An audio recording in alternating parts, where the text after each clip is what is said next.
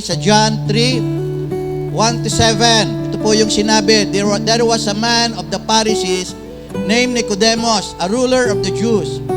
The same came to Jesus by night and said unto him, Rabbi, we know that thou art a teacher come from God, for no one can do these miracles that thou doest except God be with him. Jesus answered and said unto him, Verily, verily, I say unto you, except a man be born again, he cannot see the kingdom of God. Nicodemus saith unto him, How can a man be born when he is old? Can he enter the second time into his mother's womb and be born? Jesus answered, Verily, verily, I say unto you, unto thee, except a man be born of water and of the Spirit, he cannot enter into the kingdom of God. That which is born of flesh is flesh, and that which is born of the Spirit is spirit.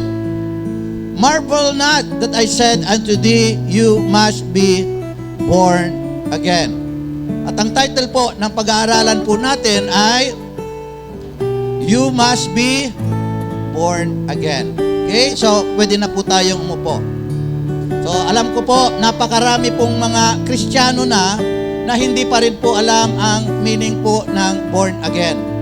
Kapag tinatanong po sila, ano ba yung relihiyon mo? Kadalasan sinasabi po nila, born again. Pero salungat po sa pag-aakala o pagkaunawa po ng iba, ang born again po ay hindi po relihiyon. Hindi po ito religion. Hindi mo pwedeng sasabihin na kapag tinanong ka anong religion mo, sasabihin mo ay born again. Hindi mo pwedeng isulat sa iyong application, kapag sinabing religion, isusulat mo doon sa iyong application, born again. Kasi po ang born again ay hindi po relihiyon. Si Nicodemus po ay may relihiyon. Ang sabi po doon, siya po ay leader ng mga Pharisees. Okay? Basahin po natin. There was a man of the Pharisees named Nicodemus, a ruler of the Jew. So, isa po siyang ruler po ng relihiyon na Hudyo sa sekta na Pariseyo. So, may relihiyon po siya. Pero bagamat may relihiyon po si Nicodemo, sinabihan siya na kailangan siya po ay maborn again. The same came to Jesus by night and said unto him, Rabbi, we know that thou art a teacher come from God, for no one can do these miracles that thou doest except God be with him. Jesus answered and said unto him, Verily, verily, I say unto you, except a man be born again, he cannot see the kingdom of God. So may relasyon po siya. Si Nicodemus, isa po siyang Pariseyo. Ano po ba yung mga Pariseyo? Sinabi ko na kanina na ito'y sekta. Kaya lang, itong mga Pariseyong ito ay maraming beses po sa Biblia na nagkaroon po ng enkwentro o sagutan ang mga Pariseyo at ang Panginoong Hesukristo. Na bagamat sila po ay may relihiyon, ay hindi naman sila sumusunod sa kautusan po ng Diyos.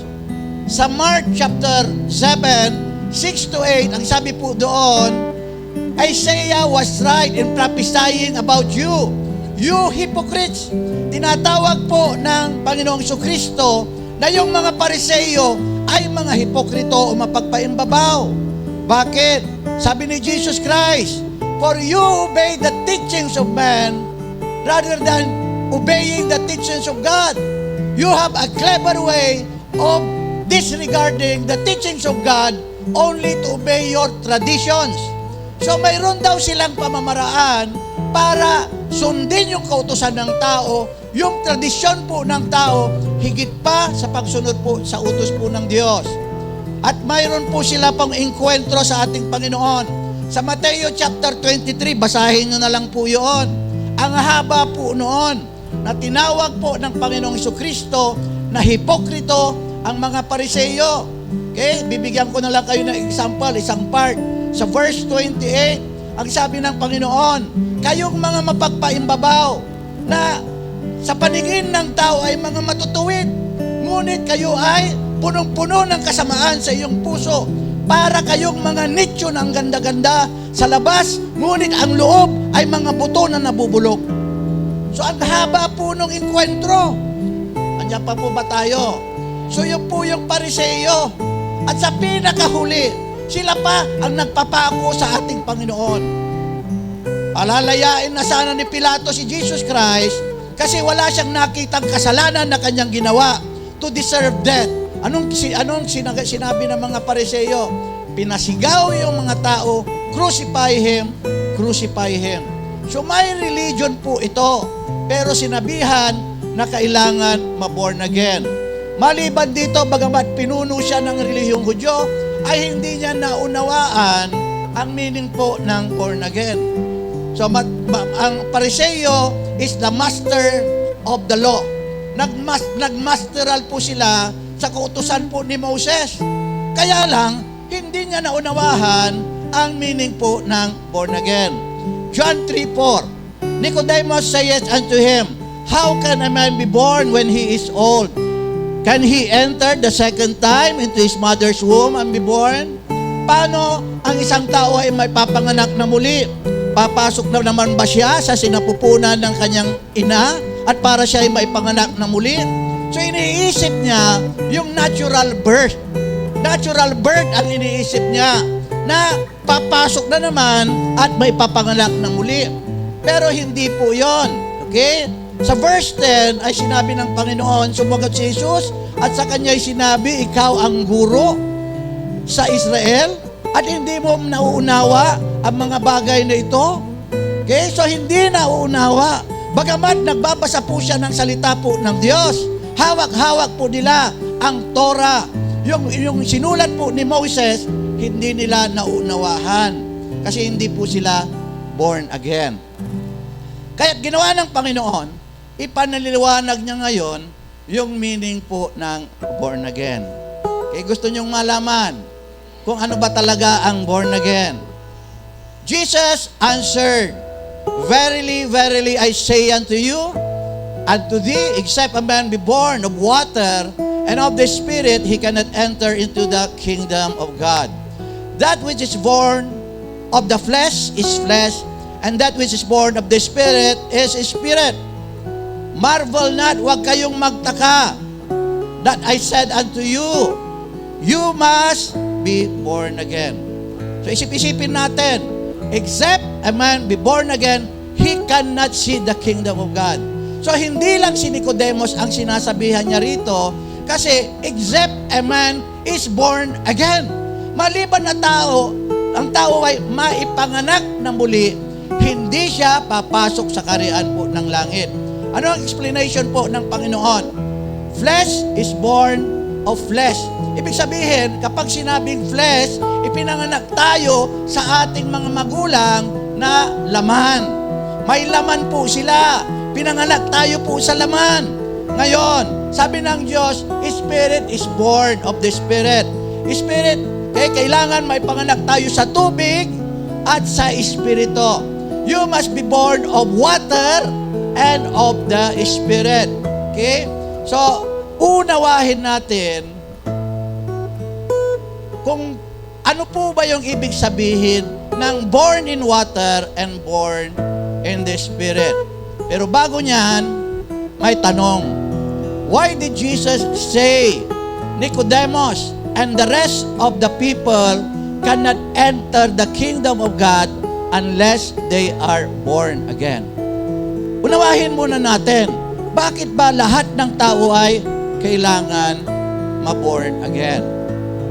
Number 1, because they that is born of flesh and live by flesh are enmity against God. Tagalogin natin, dahil sila, lahat ng ipinanganak sa laman at namumuhay sa laman ay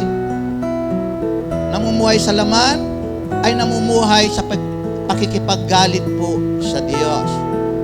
Romans 8:6-7, sapagkat ang kaisipan ng laman ay kamatayan, datapwat ang kaisipan ng Espiritu ay buhay at kapayapaan. 7, sapagkat ang kaisipan ng laman ay pakikipaggalit laban sa Diyos, sapagkat hindi napapasaklaw sa utusan ng Diyos, ni hindi nga maaari. Kaya kapag ang tao ay pinanganak sa laman at namuhay siya sa laman, nandoon yung tinatawag po na sinful nature na minana natin kay Adan at saka kay Eva. Okay? Nung nagkasala po sila, nakapasok po yung kasalanan sa laman. Kaya yung laman, may sinful or rebellious spirit po yan. Evidence na ang laman ay may rebellious spirit sa bata. Okay? Bata pa lamang, kapag gusto ng bata at kapag sinaway mo ang bata, magtatantrum ang bata. Kapag sinabi mo sa bata, huwag kang pupunta dyan, at kapag gusto ng bata, gusto niyang pumunta doon, kahit na anong pigil mo, kayo, ng mga nanay, alam nyo yan, magtatantrum siya kasi gusto niyang pumunta doon. Parati na lang, the opposite yung kanyang gustong gawin. Naunawahan po natin, ito po kasi po yung nature of the flesh. Kailan nangyari yan? Romans 5:12. So then, just as sin entered into the world through one man, and death through sin, and so death is spread to all people because all sin. Nakapasok ang kasalanan sa tao. Yung kasalanan, tila baga virus na sinira yung sistema na ginawa sa tao, na ang tao dapat ay created in the image of God. Sabi nga ng Biblia, all that God has created is very good. Genesis 1:31. Lahat ng nilikha ng Diyos ay mabuti. So, mismo, okay, yung nilikha, yung creation po, kay Adam, perfect po yon. Wala pong rebellious spirit po doon. Kaya lang, nandun na kasi si Satanas. Natukso po, tinukso po siya, at natukso po yung tao, nakapasok po yung kasalanan. Nasira po yung sistema, at ngayon, hindi na according to the image of God ang nakikita sa tao. Ano na kaya yung image? Ano na kaya yung image sa tao? Si Satanas, mainggitin si Satanas. Si Satanas, mamamatay tao si Satanas. Si Satanas, punong-puno ng galit si Satanas. Si Satanas, magnanakaw si Satanas. Si Satanas, mapag-isip ng masama ng kapwa. Si Satanas, kung ayaw niyang sumusunod sa Diyos. Si Satanas, sinungaling. Saan lahat nakikita yon? Saan? Sa tao. So, hindi na image of God. Nasira po yung sistema. Okay, number 2. Because we were born into the deceived world. Revelations 12:9. So that huge dragon, the ancient serpent, the one called the devil and Satan, who deceives the whole world, was thrown down to the earth, and his angels along with him. Saan tinapon si Satanas? Dito. So bago pa man ng tao, nandito na siya. Siya daw po yung old serpent, yung matandang ahas. Amen? Niling lang daw po niya yung buong mundo. So yung buong mundo, ang akala niya, ang kanyang ginagawa po ay tama. Nauna po yung paglilinglang, sa ating mga magulang. Anong sinabi?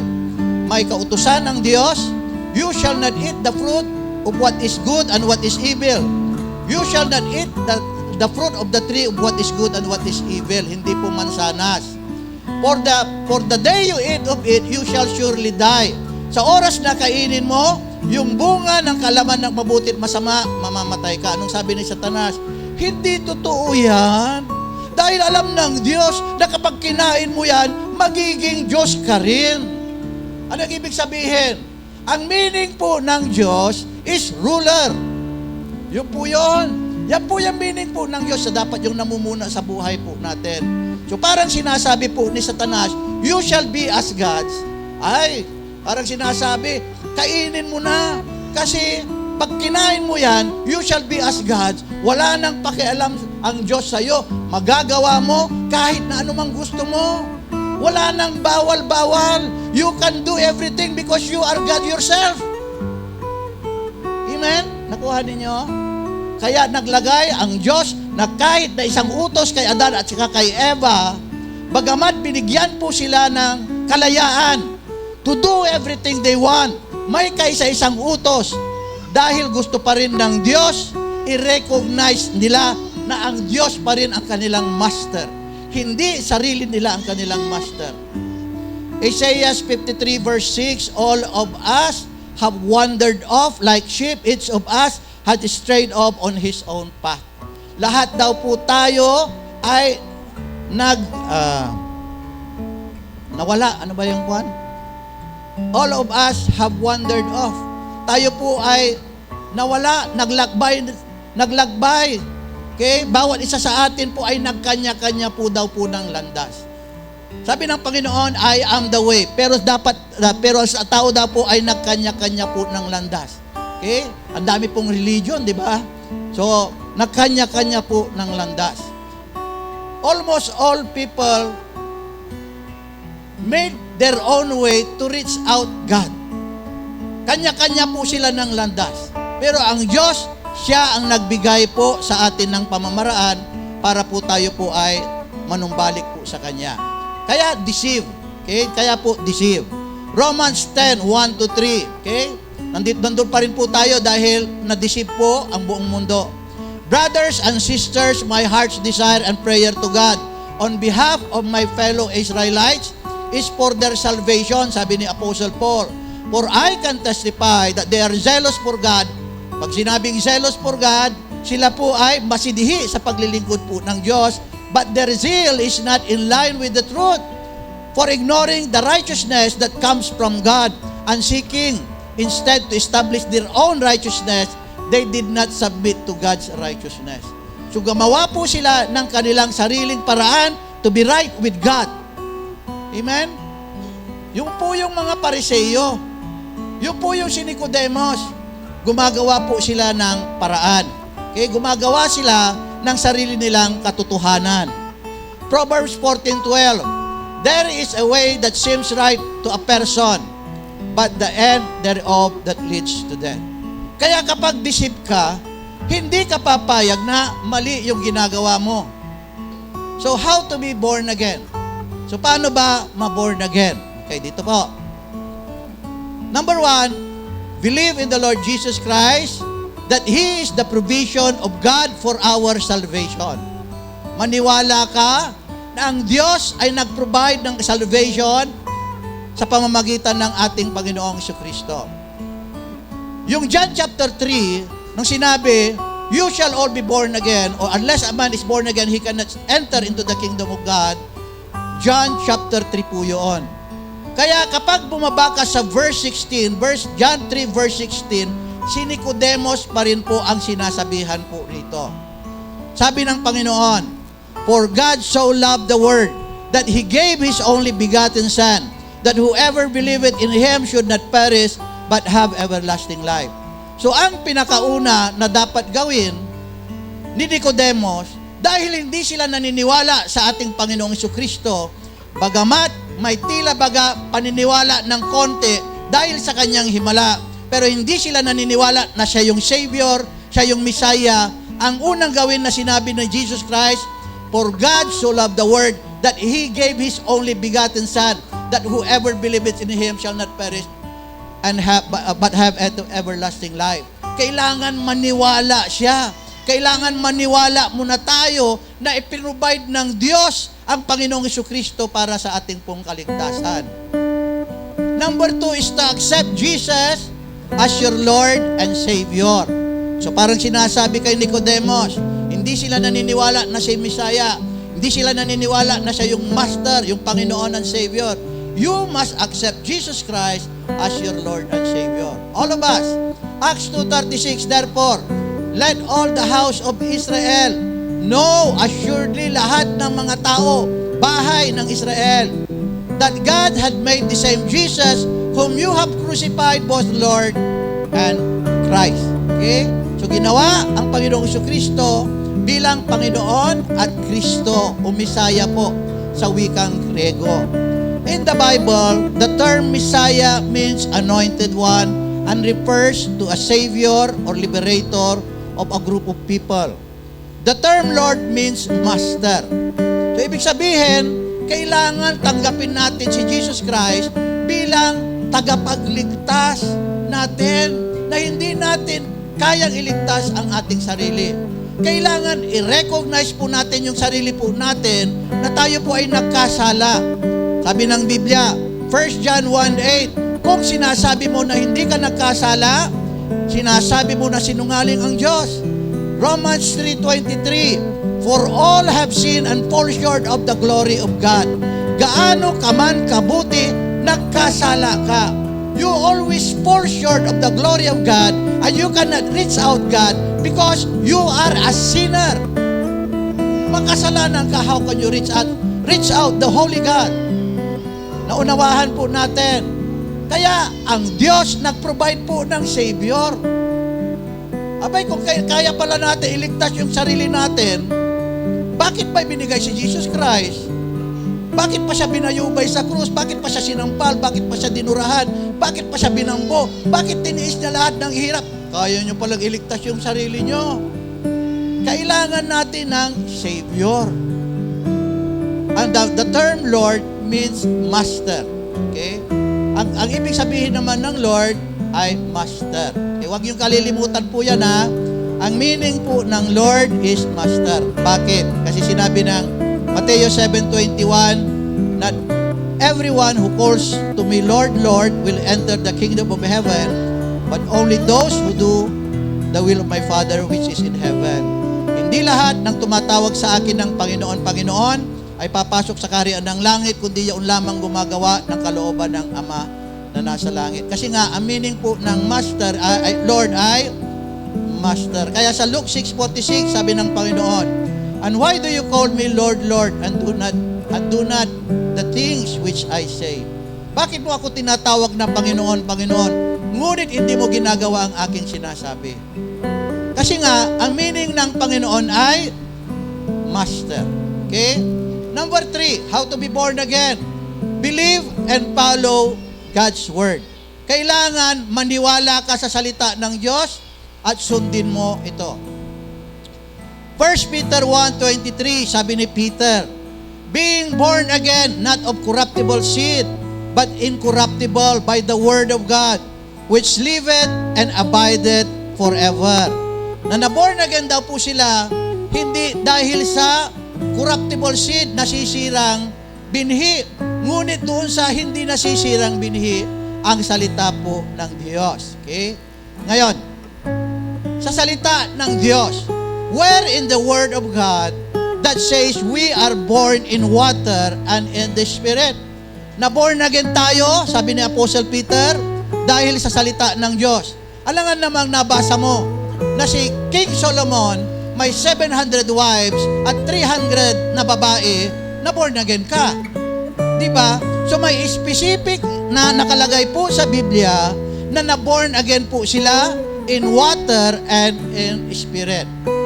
Sabi ni Jesus Christ, sabi ni Peter, kay Acts 2:38, then Peter said unto them, repent and be baptized every one of you in the name of Jesus Christ for the remission of your sins, and you shall receive the gift of the Holy Ghost. Okay? So alam na po natin po yan.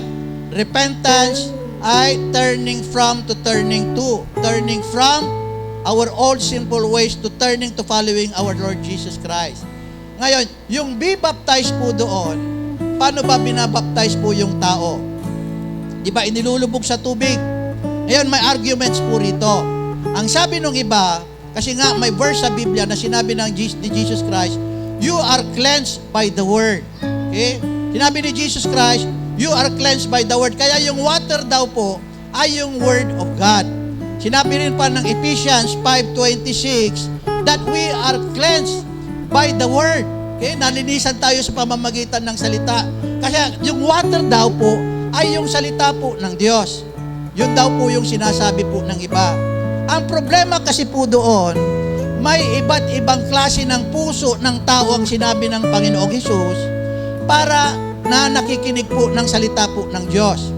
May iba't ibang klase po ng puso. Yung parable of the sower.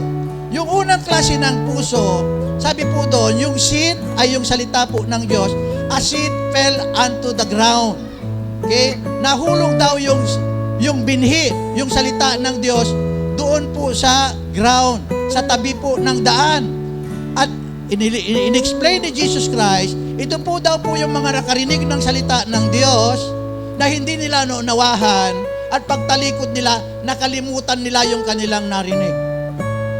So, kung ang word, we are cleansed by the word, at ganitong klase po ng puso, how is he cleansed? Hindi siya malilinisan. Pangalawa, na klase po ng puso.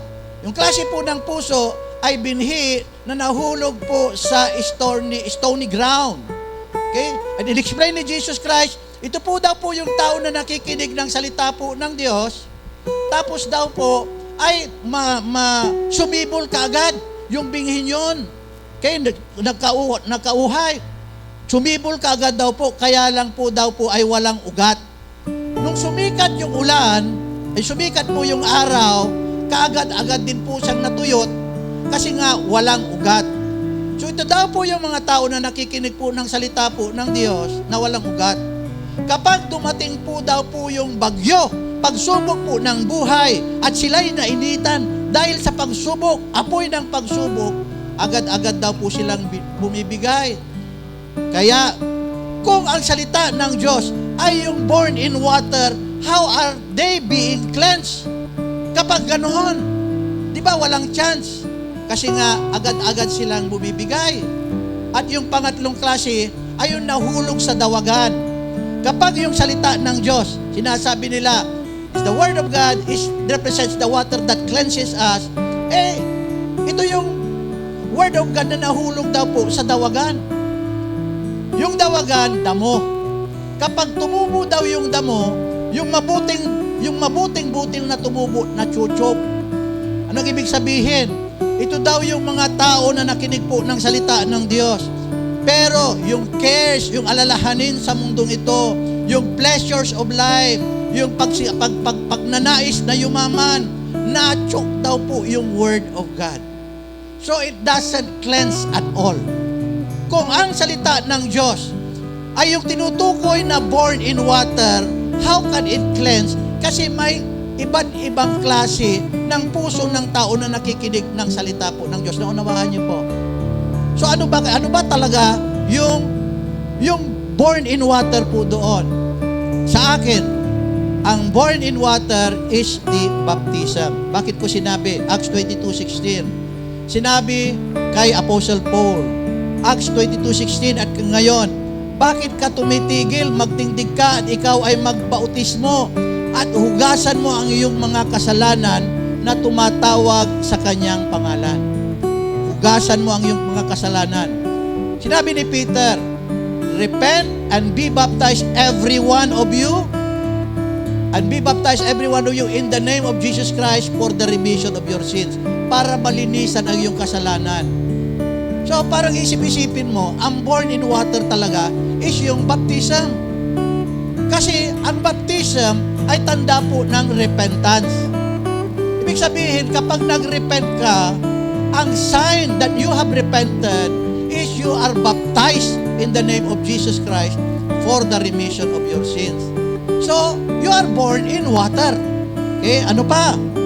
1 Peter 3:21, baptism, which is symbolized by that water, now saves you also, not by removing dirt from the body, but by asking God for a clear conscience based on the resurrections of Jesus, the Messiah. Not the removing of the flesh.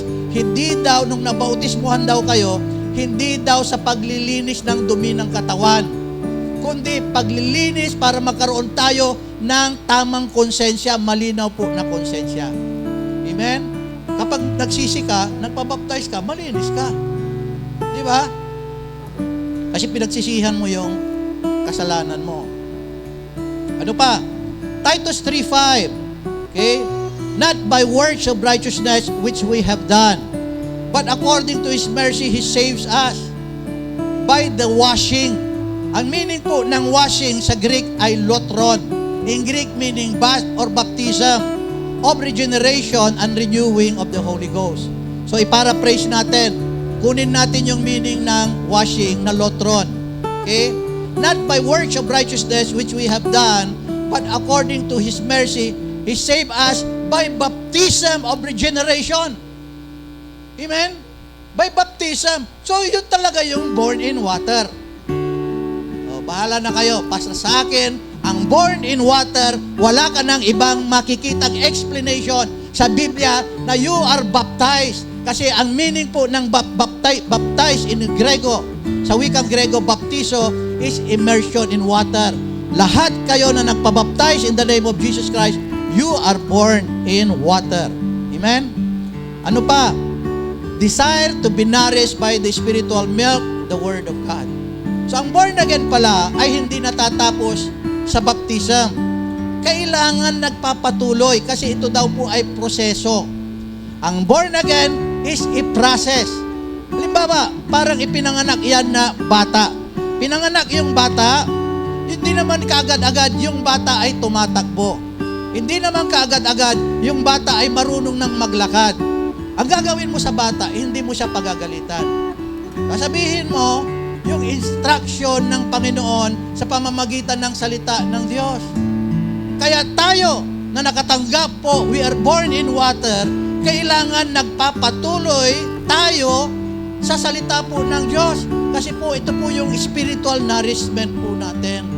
Ito po yung tinatawag po na gatas po na spiritual. Kapag yung bata, pinabayaan mo, hindi na siya nagdidede po ng gatas. Ano mangyayari sa bata? Mangangayayat, papayat, at kapag tuluyan ng hindi kumain yung bata, mamamatay po yung bata. Kaya napaka-importante sa born-again Christians to desire for the spiritual milk. At isang sign na you are born again, you crave for the spiritual milk. Kapag na-born again ka, isang sign, parang yung bata, kapag hindi siya nakakagatas, parang namimiss niya yung gatas, kaya umiiyak siya. Kasi gusto niya ng gatas. Nakukuha ninyo? Ano pa?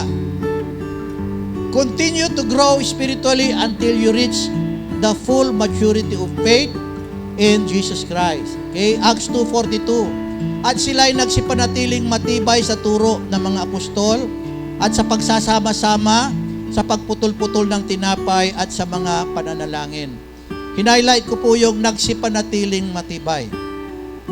So, sa bata po, okay, habang tumatanda po yung bata, natututo po yung bata, may mga pagsubok po sa buhay. Kailangan magsipanatili po tayo pong matibay. Kailangan nagpapatuloy po tayo. Kasi hindi ka na born again, na pagkatapos noon, hindi mo ma-reach yung maturity mo. Parang bata, hindi naman yung bata ay mananatiling bata, kailangan mag-mature. Andiyan pa po ba tayo? Ephesians 4:11-13. And He Himself gave some as apostles, some as prophets, some as evangelists, some as pastors and teachers, to equip the saints for the word of ministry, that is to build up the body of Christ, until we all attain to the unity of the faith and the knowledge of the Son of God, a mature person attaining to the measures of Christ's full stature. So, proseso po ito. At hanggang ma-reach po natin yung maturity in the full knowledge of our Lord Jesus Christ. Okay? So, dire-diretso lang po tayo. Andiyan pa po ba tayo? Walang pinakaiba yan po sa tao na ipinanganak. Kailangan dire-diretso po yung kanyang growth. Okay? Malapit na po tayo. Kaya kung si Nicodemus ay na-born again, kalaunan, at siya po ay Hudyo, ang tawag mo sa kanya ay born again Jew. Nakuha ninyo? Kasi hindi naman nga relihiyon ang born again. Kapag si Peter ay Jew, at the rest of the apostles are Jews, at si Apostle Paul ay Jews, sila po ay may relihiyon, at ang kanilang relihiyon ay Judaism, tawag po sa kanila ay Jew, sila ay born again Jew. Pero anong relihiyon mo? Kapag tinanong kayo, anong religion nyo? Anong sinasagot nyo? Ha? Hindi nga religion yung born again eh. Christian. you are a Christian. Kapag tinanong pa kayo, kasi makulit ang tao, anong klase ng Christian? Sabihin nyo, Bible-based Christian. Pero actually, simple Christian is enough. Ano naman yung Espiritu? Born in the Spirit. Born in the Spirit of God. Ano sabi ng Panginoon, ang Diyos? Sa Ezekiel chapter 36, verse 26, kung di ako nakakamali, hanggang 28, I will give you my Spirit. Ibibigay ko sa inyo yung aking Espiritu so that you may have a new heart and a new spirit. Bubuhayin muli yung Espiritu ng Diyos po sa atin. Nung nilikha po kasi si Adam, ay hiningihan po siya ng Espiritu po ng Diyos. Ngayon, nung nagkasala po siya, yung Espiritu po ng Diyos ay nawala.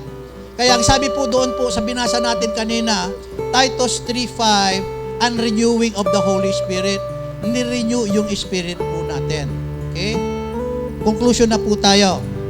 Ang born again, ang paraan para tayo'y makapasok sa kaharian ng Diyos ayon sa Panginoong Hesukristo. Kapag ang isang tao ay may isang kapanganakan lamang, ibig sabihin ay sa laman, makakaroon siya ng dalawang kamatayan. Kamatayan sa laman, ililibing, at kamatayan sa Espiritu. Ang kamatayan sa Espiritu ay ang pagkahiwalay sa Diyos, magpasawalang hanggan. Pero kapag ang isang tao ay may dalawang kapanganakan, ibig sabihin sa laman at sa Espiritu ng Diyos, magkakaroon lang siya ng isang kamatayan. Dahil pagkatapos mamatay ang kanyang katawan, ay magkakaroon siya ng panibagong buhay na kasama ang Diyos sa kanyang kaharian sa magpasawalang hanggan. Kaya sinabi ng John 12-13, but to all who have received Him, who have received Jesus Christ, those who believe in His name, He has given the right to become God's children. Binigyan po sila ng karapatan maging anak ng Diyos. Not born by human parents, or by human desire, or by husband's decision, but they are born by God.